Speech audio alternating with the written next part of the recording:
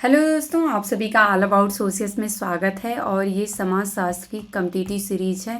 इसमें आज हम लोग एक इम्पॉर्टेंट थिंकर, एक डिफरेंट थिंकर के बारे में चर्चा करने वाले हैं। जैसा कि आप लोग नाम यहाँ पे देख रहे हैं, जॉन हेनरी हटन।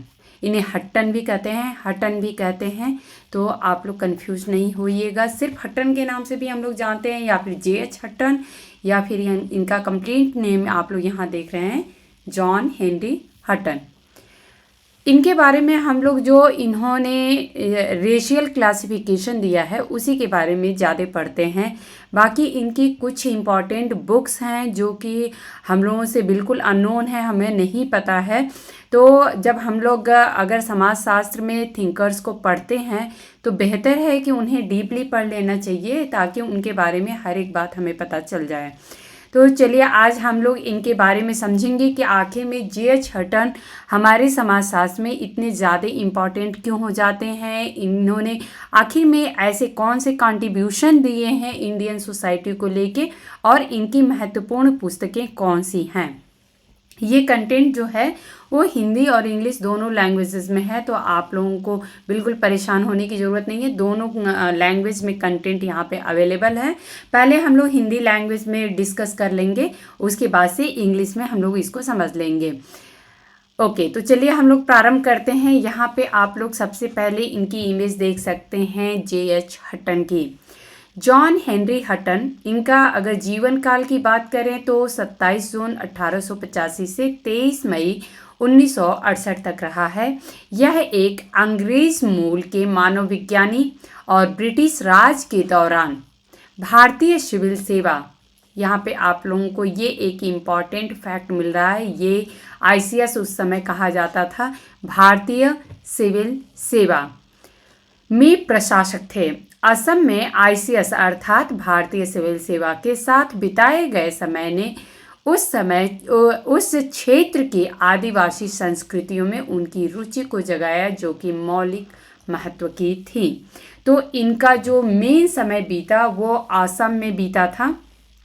उनके शोध कार्य के बाद में उनके शोध कार्य को बाद में कैम्ब्रिज विश्वविद्यालय में सामाजिक नृविज्ञान के विलियम वाइस प्रोफेसर की कुर्सी पर उनकी नियुक्ति और विभिन्न सम्मानों के साथ मान्यता मिली।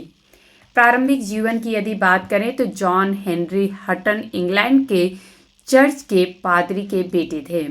उनका जन्म 27 जून 1885 को वेस्ट हेसल्टन में हुआ था, जो उस समय यॉर्कशायर के ईस्ट राइडिंग में था और अब नॉर्थ यॉर्कशायर में है, अर्थात इस समय डिवाइड हो चुका है, तो अब नॉर्थ में है। उन्होंने एसेक्स में चिगवेल स्कूल में पढ़ाई की और फिर 1907 में ऑक्सफोर्ड के वर्सेस्टर कॉलेज से आधुनिक इतिहास में तीसरी श्रेणी की डिग्री प्राप्त की।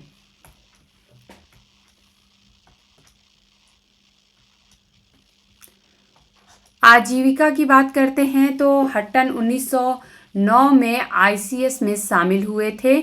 उन्होंने अपना अधिकांश करियर भारत में असम में बिताया। उन्होंने एक राजनीतिक अधिकारी और एक डिप्टी कमिश्नर के रूप में पद संभाले, जिसके लिए उनके कर्तव्यों में असम क्षेत्र के भीतर सुविधाओं और बुनियादी ढांचे का निरीक्षण करने के साथ साथ कानूनी विवादों को निपटाने के लिए लंबे दौरे करना शामिल था।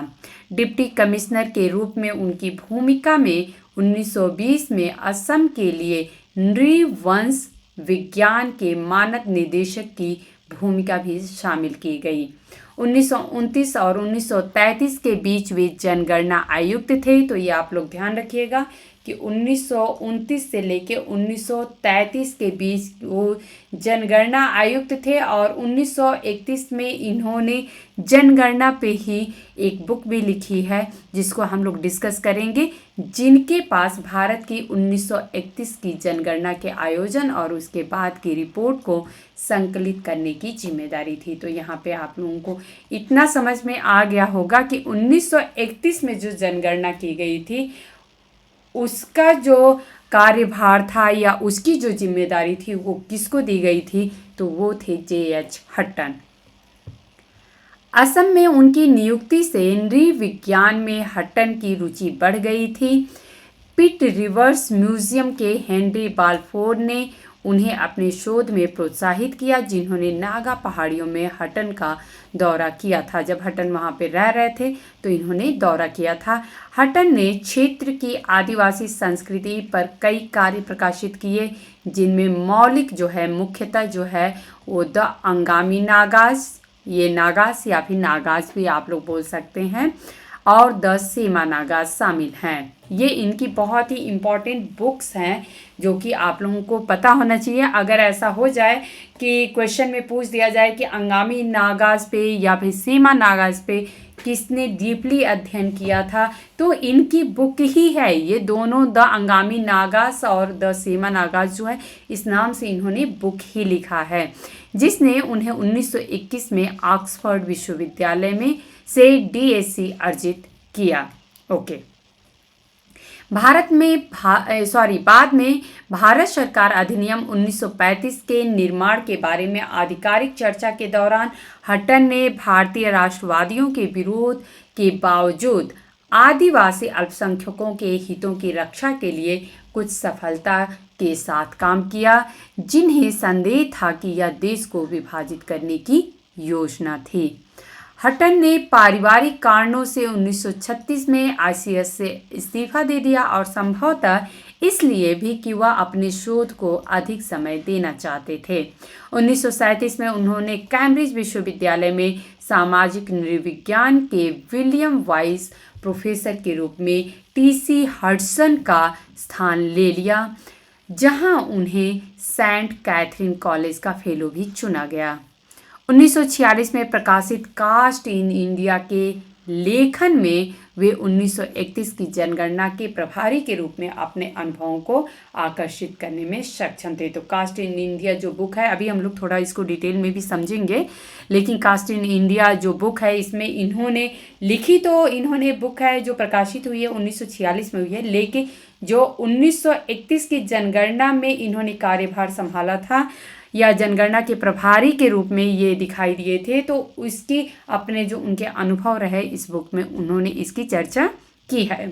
अन्य कार्यों में उन्होंने तुलनात्मक नृविज्ञान में रुचि दिखाई, पूर्वी हिमालय की संस्कृति और दक्षिण पूर्व एशिया और ओशिनिया में अन्य मेगालिथिक संस्कृतियों के बीच संभावित संबंधों के बारे में लिखा है। वह 1950 में अपने प्रोफेसर पद से सेवानिवृत्त हुए और 1951 में उन्हें सेंट कैथरीन का मानद फेलो बनाया गया।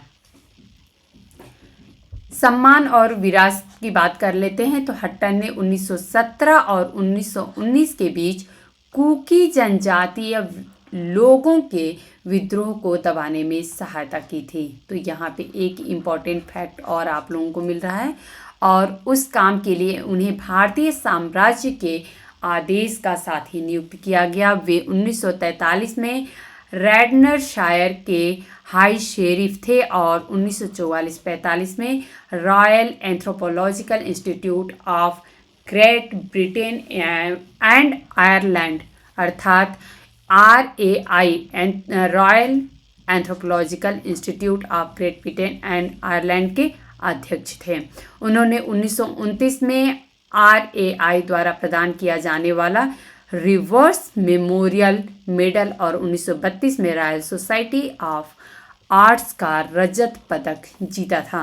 उन्होंने 1938 में फ्रेजर व्याख्यान भी दिया था। तो ये भी एक जो व्याख्यान है फ्रेजर व्याख्यान, ये एक इम्पॉर्टेंट व्याख्यान है जिसको अभी हम लोग डिस्कस करेंगे।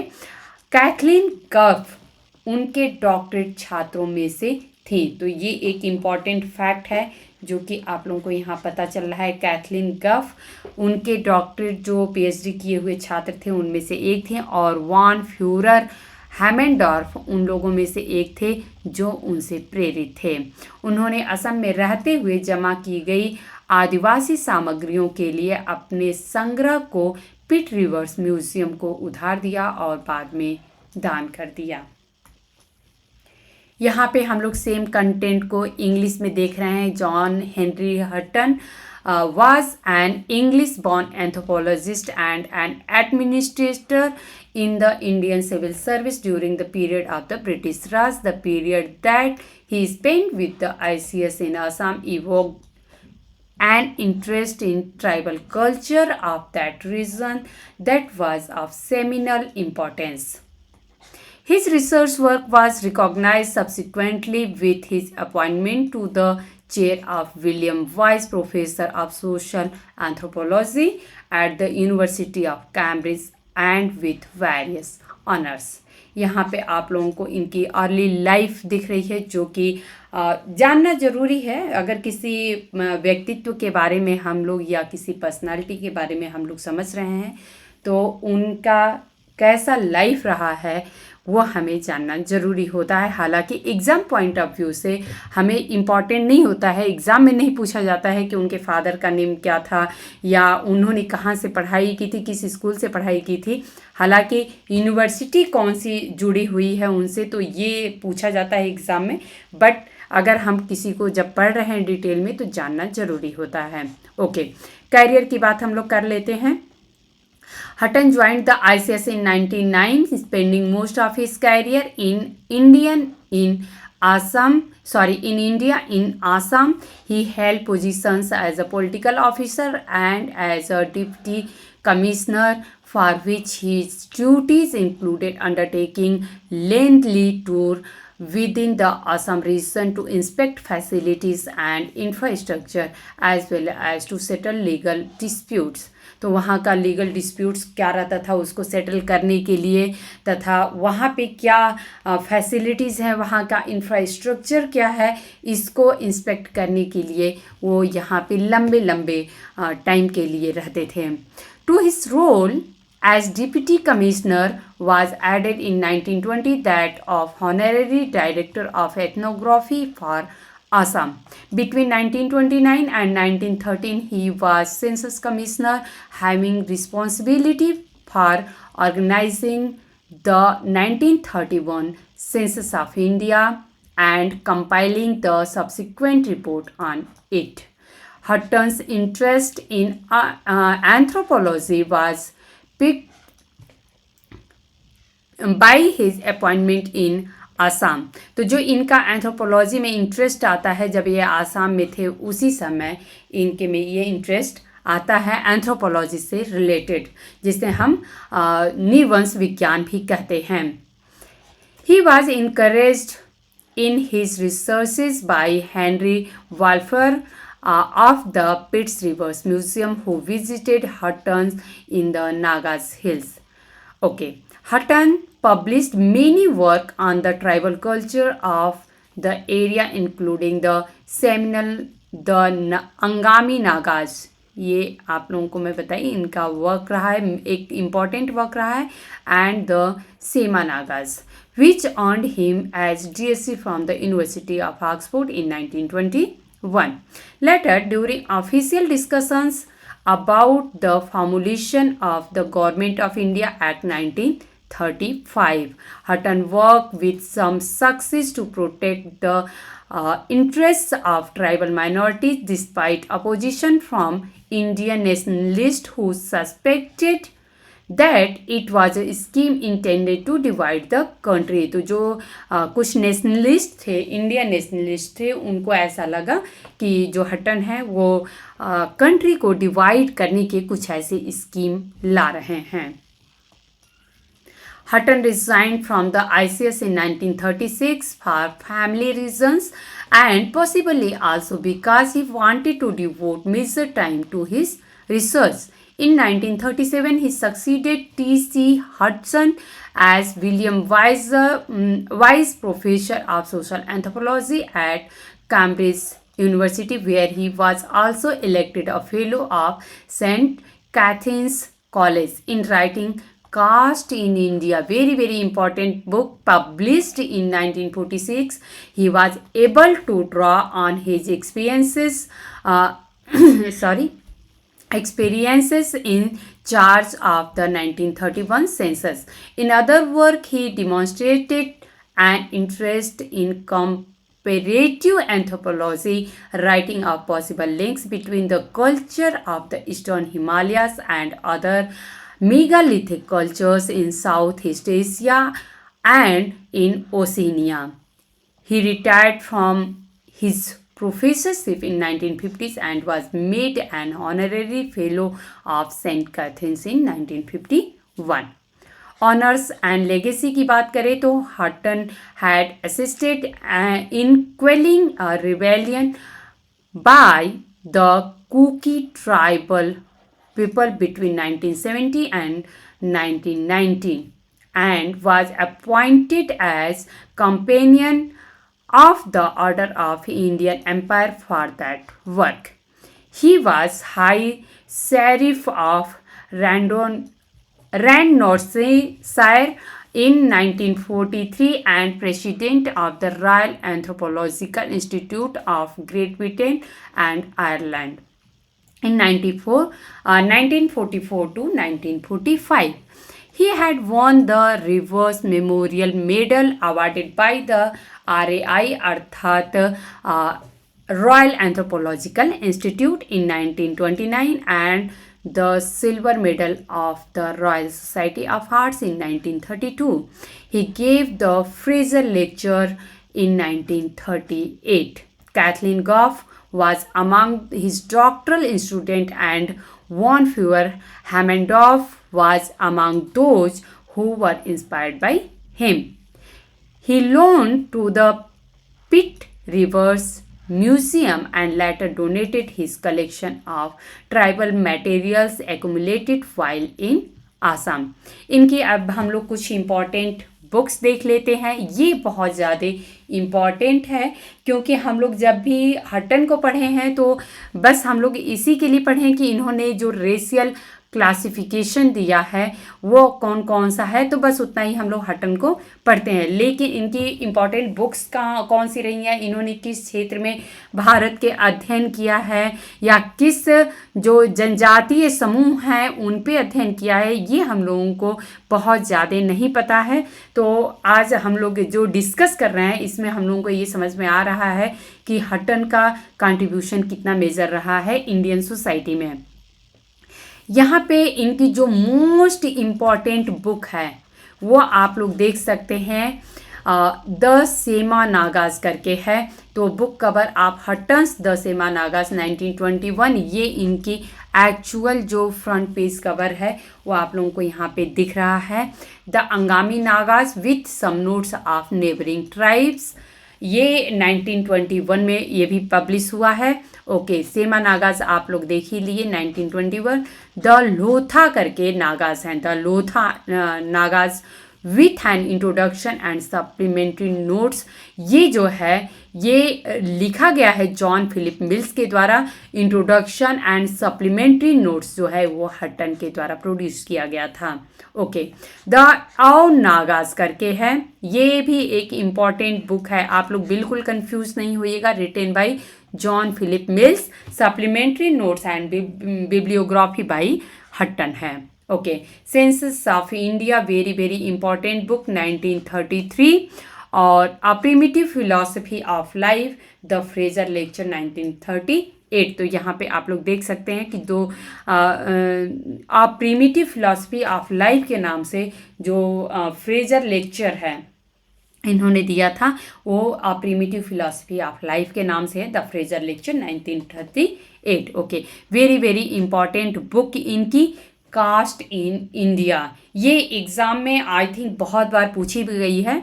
It's nature, function and origins, ये 1946 में पब्लिश होती है. ओके, हम लोग कुछ बुक के फ्रंट पेज कवर भी देख लेंगे. तो यहाँ पे आप लोग देख रहे हैं मोस्ट इम्पॉर्टेंट इनकी book the Sema Nagas. Okay, next book the Angami Nagas, तो यहाँ पे आप लोग देख सकते हैं with some notes on neighbouring tribe करके जे.एच. हटन की. ओके, लोथा नागाज यहाँ पे आप लोग देख सकते हैं 1922 में. Diaries of two tours in the unadministered area east of the Naga Hills, ये वेरी वेरी इंपॉर्टेंट बुक है इनकी, ये आप लोगों को पता होना चाहिए. 1929 में पब्लिश हुई थी। ओके, लोथा नागाज ऑलरेडी हम लोग डिस्कस कर चुके। यहाँ पे आप लोग देख सकते हैं एक बुक इनके द्वारा और लिखी गई है, चैंग लैंग्वेज। ये 1929 में पब्लिश हुई थी बुक। ये बुक थोड़ा ब्लर है यहाँ पे, बट आप लोगों को यहाँ पे क्लियरली दिख रहा है, चैंग लैंग्वेज के नाम से ये बुक आई थी। इनकी मोस्ट इम्पॉर्टेंट बुक जो है वो है कास्ट इन इंडिया, जो कि बहुत बार पूछी गई है। ये 1963 यहाँ मेंशन किया गया है, जबकि आप लोग यहाँ पे देख सकते हैं कास्ट इन इंडिया जो है वो 1946 में पब्लिश की गई है। तो बहुत बार होता है कि बुक को एडिट भी किया जाता है, तो 1946 जो है वो आप लोग याद रखिएगा, कंफ्यूज नहीं होइएगा। ओके, यहाँ पे आप लोग देख सकते हैं इनकी बुक सेंसस ऑफ इंडिया 1931, ये 1996 यहाँ पे मेंशन किया गया है। आप लोगों को अगर कुछ डाउट हो तो एक बार से रीचेक जरूर कर लीजिएगा कि रियल जो ईयर है पब्लिश करने का वो कौन सा है। ओके, यहाँ पे हम लोग थोड़ा सा इनकी जो बुक है caste in India, its nature, function and origins, इसके बारे में हम लोग देखेंगे। ये गवर्नमेंट की वेबसाइट है, वहाँ से मुझे ये कंटेंट मिला है, तो हम लोग इसके बारे में थोड़ा सा समझने की कोशिश करेंगे।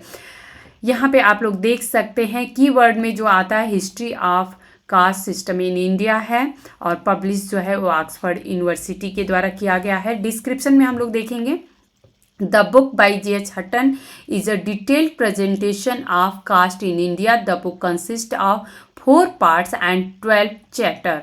The author has presented an introductory account of caste relating in southern, western, central, eastern and northern India in the first chapter. Meanwhile, the second part of this book deals with the structure, sections and functions of caste in India. Part third is concerned with the analogous institutions of caste outside the subcontinent of India. It also has a chapter on the traditional origin of caste system in India as well as its implications.